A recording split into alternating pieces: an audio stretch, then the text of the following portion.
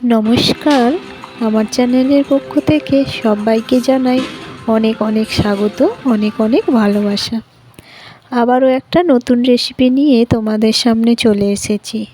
আজকের আমি করে দেখাবো মাছের মুড়ো দিয়ে বাঁধাকপি।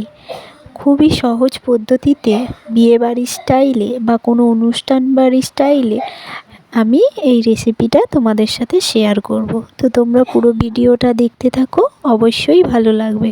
তো দেখো, প্রথমে আমি মাছগুলো নুন হলুদ মাখিয়ে নিয়ে কড়াইতে তেল গরম করে নিয়ে এবার আমি ওগুলো খুব ভালো করে ভেজে নিচ্ছি। আর তারপরে ভেজে ওগুলো তুলে নেব। আর তো দেখতে পেলে বাঁধাকপি ভালো করে সরু সরু করে কুচিয়ে রেখেছি, আর সাথে দিয়েছি একটা আলু।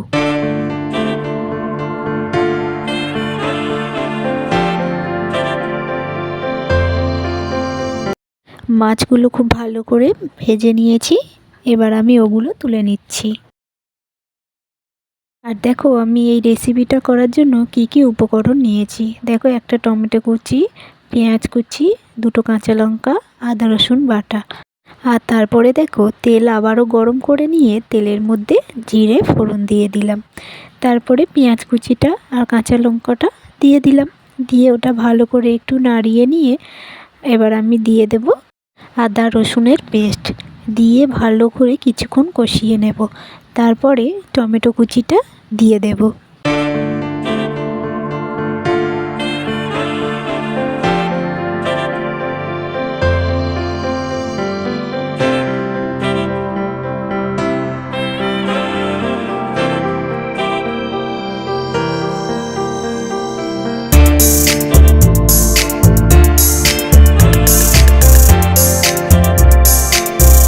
দেখো, টমেটো প্রায় গলে গেছে। এবার আমি সমস্ত গুঁড়ো মশলাগুলো এক এক করে দিয়ে দেব।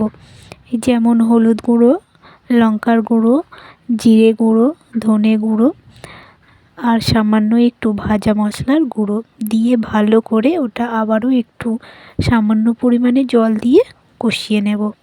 নিয়ে তারপর উপর থেকে বাঁধাকপিটা দিয়ে দেব।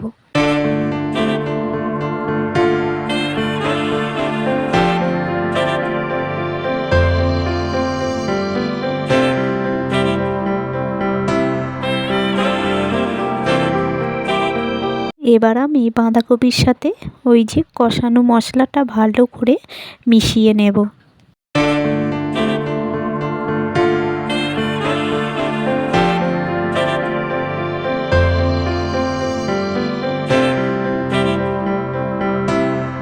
ভালো করে কষিয়ে নিয়ে ওপর থেকে ঢাকনাটা দিয়ে দিয়েছিলাম।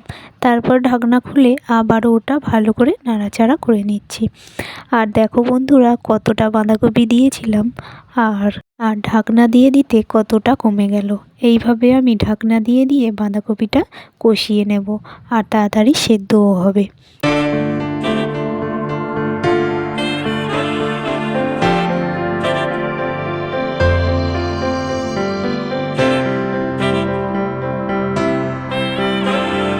আর দেখো বন্ধুরা, এইভাবে আমি বেশ কয়েকবার ঢাকনা দিয়ে দিয়ে বাঁধাকপিটা কষিয়ে নিচ্ছি।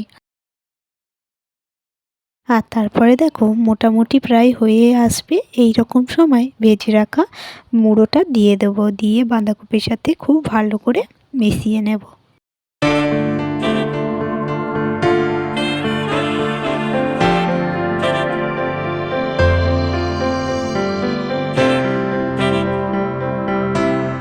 তারপরে দেখো, পরিমাণ মতো জল দিয়ে দিলাম, দিয়ে ওটা আবারও ভালো করে ঢাকনা দিয়ে সেদ্ধ করে নেব।